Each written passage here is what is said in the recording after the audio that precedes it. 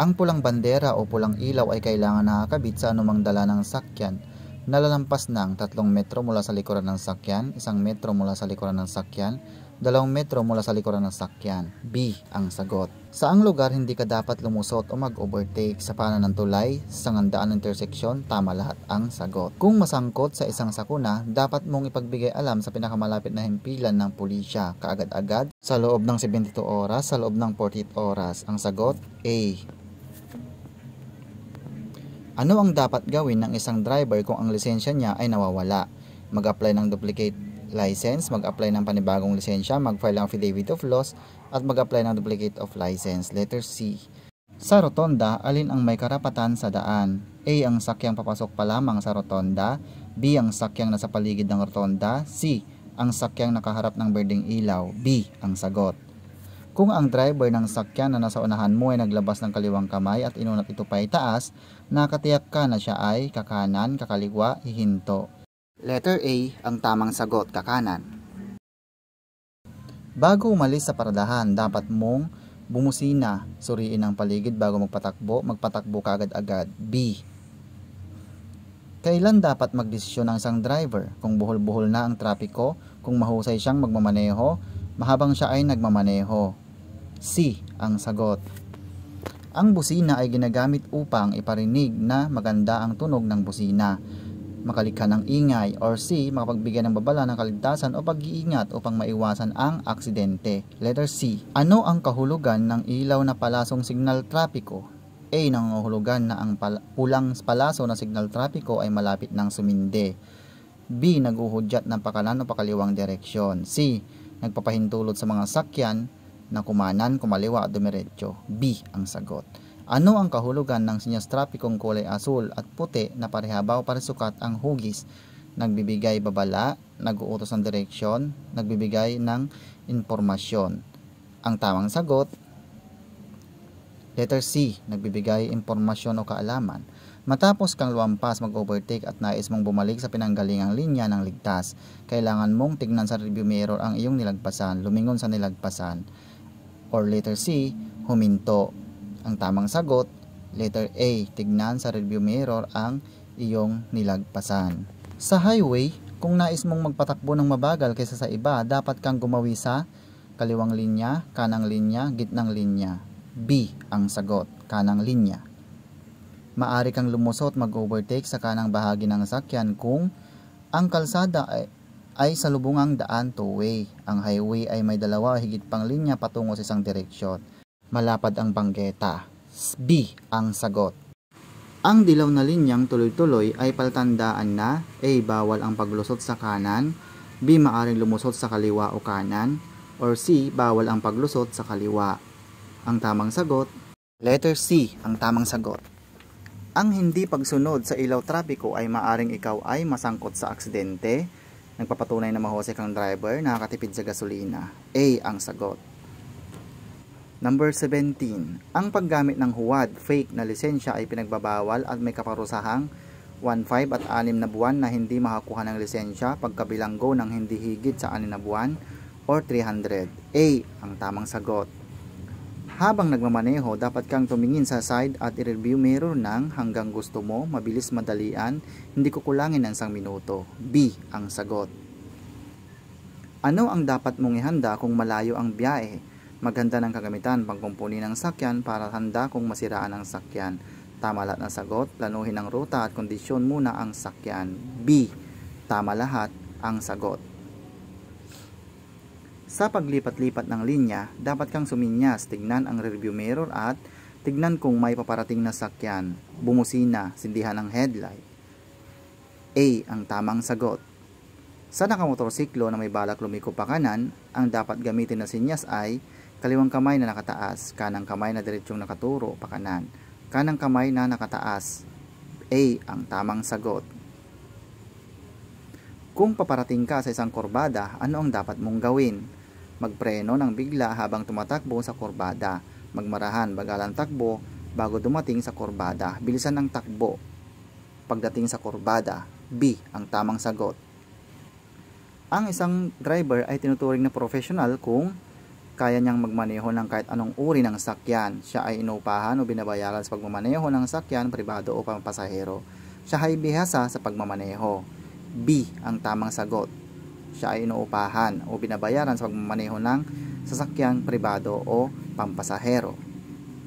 Kung nagpaparada ng paahon sa may bangketa, dapat mong ipihit ang gulong kahit anong direksyon, papuntang bangketa, palayo ng bangketa.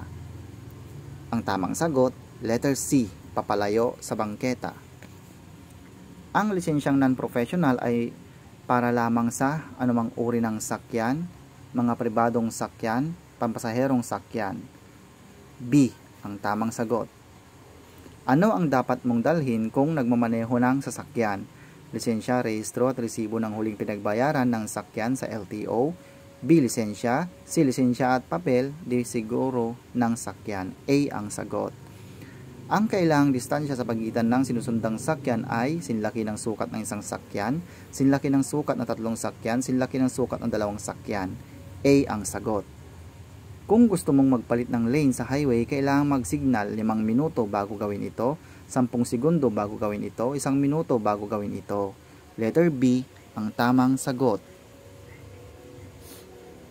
Hindi ka pinapayagang tumawid sa kabila ng buong dilaw na guhit maliban kung ikaw ay A, magpalit ng linya o daan. B, palikong pakanan.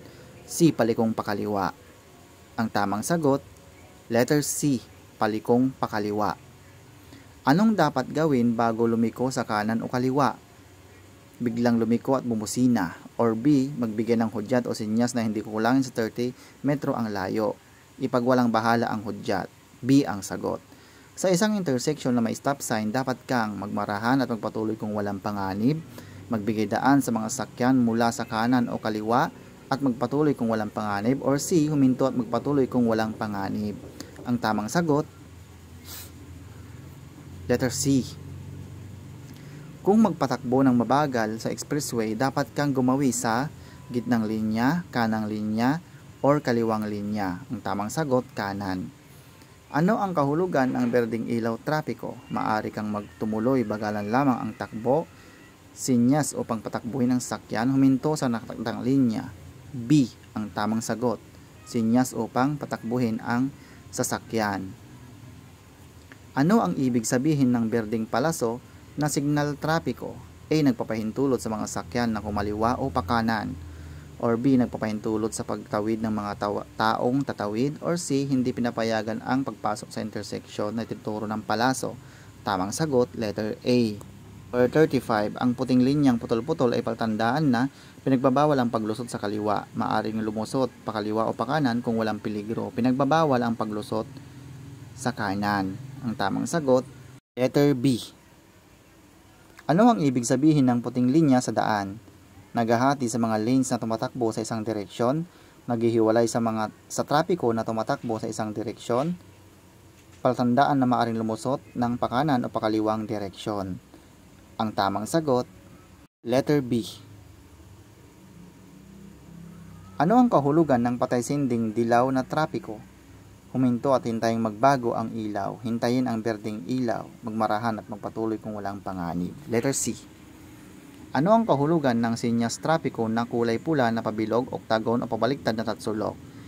A, nagtatakdaw, nagbabawal, nag-uutos ng direksyon, nagbibigay ng babala. Letter A ang sagot. Ano ang kahulugan ng tuloy-tuloy na guhit na kulay dilaw? Maaring lumusot, mag-overtake, bawal lumusot, tama lahat ang sagot. Tamang sagot, letter B. Bawal lumusot.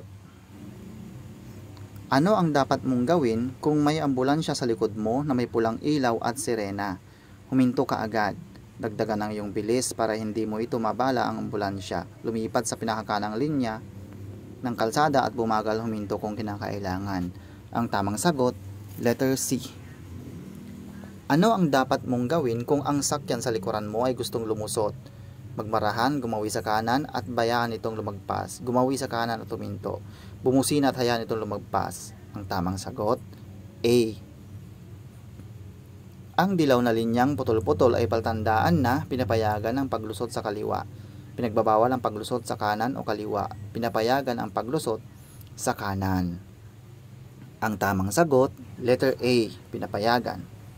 Hindi dapat lumusot, mag-overtake sa paanan ng tulay sapagkat hindi nakikita ang kasalubong ng sakyan. May tumatawid, makipot ang daan. A ang sagot. Ang isang may lisensya ay maaring magmaneho ng kahit anong uri ng sakyan. Sasakyan nakasaad sa lisensya, pampasaherong sakyan lamang. B ang sagot. Ano ang dapat mong gawin upang malabanan ang pagod at antok sa mahabang biyahe? Huminto paminsan-minsan at magpahinga. Uminom ng alak bago magmaneho. Uminom ng gamot na pampapigil ng antok. A ang sagot. Sa isang sangandaan interseksyon, walang nakatalagang sinyas trapiko, dalawang sakyan ang dumating. Alin sa mga sakyan ang may karapatan sa daan? Ang sakyang galing sa kanan, ang sakyang unang nagmarahan, ang sakyang galing sa kaliwa. Tamang sagot, letter A.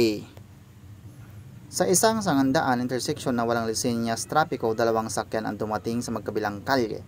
Alin sa sakyan ang dapat magbigay? Ang unang nagmarahan, ang huling dumating, ang unang dumating. Ang tamang sagot, B. Ano ang kahulugan ng patay-sinding kulay pulang ilaw trapiko? Huminto at magpatuloy kung ligtas, bagalan ang takbo at tumuloy ng maingat, maghintay ng berdeng ilaw. A ang sagot. Ang sasakyan ay nakaparada kung nakatigil ng matagal at nagbababa ng pasahero, nakatigil ng matagal at nagsasakay ng pasahero, nakatigil ng matagal at patay ang makina. C ang sagot. Ano ang takdang tulin ng isang sakyan sa lugar ng paaralan? 20 kph, 35 or 30? A ang tamang sagot. Sa highway na may dalawang guhit, maaari kang lumusot, mag-overtake kung sa iyong panig ay putol-putol na dilaw na guhit, tuloy-tuloy na puting guhit, tuloy-tuloy na dilaw na guhit. Ang tamang sagot, A. Kung ang nakasalubong mo ay may nakakasilaw na ilaw, ano ang dapat mong gawin? Silawin din ang nakakasalubong upang magbaba ng ilaw, tumingin ng bahagya sa gawing kanan ng kalsada, titigan ang nakakasilaw na ilaw. B. Ang tamang sagot. Ano ang kahulugan ng dilaw na signal trapiko? Humanda sa paghinto at malapit ng sumindi ang ilaw trapiko na kulay pula. Maaari kang tumuloy, bagalan lamang ang pagpapatakbo. C. Huminto. Ang tamang sagot, letter A. Ano ang kahulugan ng sinyas trapikong kulay pula na tatsulok? Ang hugis, nagbibigay babala, nagtatakda, nagbibigay impormasyon. Ang sagot, letter A. Nagbibigay babala. Ayon sa batas, hindi ka maaring magmaneho ng matulin maliban kung na ayon sa takdang bilis o tulin ang pagpapatakbo. Tama lahat ng sagot, walang panganib. B ang sagot. Tama lahat ang sagot. Ang dalawang dilaw na linya na putol-putol ay paltandaan na maaring lumusot ng pakanan o pakaliwa kung walang peligro. Pinagbabawal ang paglusot sa kaliwa, pinagbabawal ang paglusot sa kanan. B ang sagot. Ang kailangang gulang sa isang aplikante sa pagkuha ng professional driver's license ay 21, 18, 17, 18 ang tamang sagot. Ano ang kahulugan ng berdeng signal trapiko? Huminto, bagalan ng pagpatakbo, patakbuhin ng tuloy-tuloy ang sasakyan. C ang sagot. Kung ang driver ng sinasakyan nyo nasa iyong unahan ay naglabas ng kanyang kaliwang kamay at itinuro ito sa lupa, siya ay kakaliwa, kakanan, hihinto. C. Kung ang driver ng sakyan na nasa unahan mo ay naglabas ng kaliwang kamay at nakaturo sa kaliwa, siya ay hihinto, kakanan, kakaliwa. Tawang sagot, C. Ang pinakaligtas sa ultimatum kahit may karapatan sa daan ay huwag ipilit ang karapatan, laging ipilit ang karapatan, bumusina. Ang tamang sagot, A. Ang pinakaligtas na tulin ng isang sakyan ay naayon sa kondisyon ng kalsada at panahon, kakayahan ng sakyan, kakayahan ng nagmamaneho ng driver. A ang tamang sagot. Ang pagmamaneho ng walang lisensya ay pinagbabawal ng batas at may kaparusahang 1,000, 1,500 o pagka-impound ng sakyan na hindi higit sa 10 araw, or C, 1,500. C ang sagot. Ang tamang gulang sa pagkuha ng lisensyang non-professional ay 16, 18, 17. C ang sagot. Ang dalawang dilaw na linya na tuloy-tuloy ay paltandaan na maaring lumusot pa kanan, peligroso ang lumusot pa kanan, maaring lumusot pa kaliwa. Ang tamang sagot, letter B. Ang pagkakaroon ng lisensya ay isang karapatan, karangalan, pribilehyo. Letter C. Saang lugar hindi maaring pumarada? Sa nakatakdang paradahan, sa isang patunguhang lugar, sa lugar na tawiran ng tao. Letter C ang sagot. Ang mahuhuling lasing sa alak o gumagamit ng pinagbabawal na gamot ay may parusang pagkasuspende ng lisensya, multa at pagkabilanggo. Tama lahat ang sagot. Ang tamang sagot, letter C. Ano ang kahulugan ng palasong nakapinta sa kalsada? Sundin ang direksyon ng tinuturo ng palaso, magmarahan, maaaring lumipat ng linya. A ang sagot. Kung umiilaw ang brake lights ng sinasakyang nasa unahan mo, dapat kang humanda sa pagpreno, bumusina, lumiko sa kanan o kaliwa. Letter A ang tamang sagot. Mapanganib ang paglikong kaliwa kaysa sa pakanan sapagkat mabilis ang sasakyan galing sa kaliwa. Maraming linya ang kalsada, kailangan maging listo sa mga sakyang nagmumula sa kaliwa o kanan. C ang sagot. Kailangan magbigay ng senyas kung kakanan o kakaliwa ang driver sa darating na intersection sa layong 15, 60, 30. C ang tamang sagot, 30. Kung ikaw ay nahuli, ilang araw ang palugit upang maayos ang iyong kaso at matubos ang lisensya? 10 araw, 15 araw, 30 araw. B. Ano ang dapat gawin kung pinahinto ng pulis? Huwag pansinin ang pulis at bilisan ang pagpapatakbo. Huminto at ibigay ang lisensya at ibang papeles ng sakyan kung hinihingi. Huminto at makipagtalo sa pulis. B. Ano ang kahulugan ng patay-sinding ilaw na pulang ilaw trapiko?